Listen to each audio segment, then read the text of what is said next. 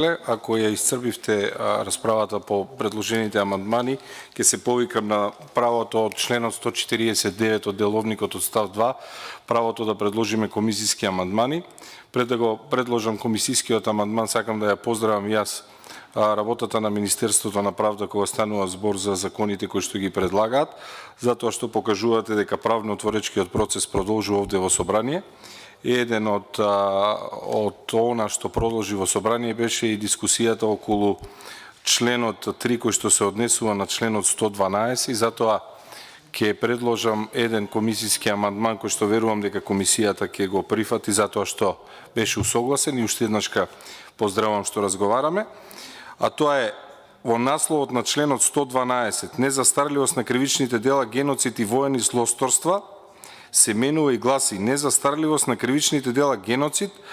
воени злосторства, тортура и малтретирање во вршење на служба. Комисискиот амандман кој што предлагам да биде усвоен е во членот 3 и малтретирање во вршење на служба ставот и малтретирање во вршење на служба да биде избришан, а сврзникот и да биде додаден пред тортура. Односно да гласи незастарливост на кривични дела, геноцид, воени злосторства и тортура. Предложениот комисиски амандман има за цел тоа дека досегашните дела кои што нема застарливост беа дела предвидени во главата кривични дела против човечноста и меѓународното право, со новата формулација се додава и малтретирање во вршење на служба, каде што е предвидено дури психичкото насилство да предизвика меѓу другото понижувачко постапување и е неприфатливо да спадне во категоријата незастарливост, иако побудите и целта на Министерството на правда се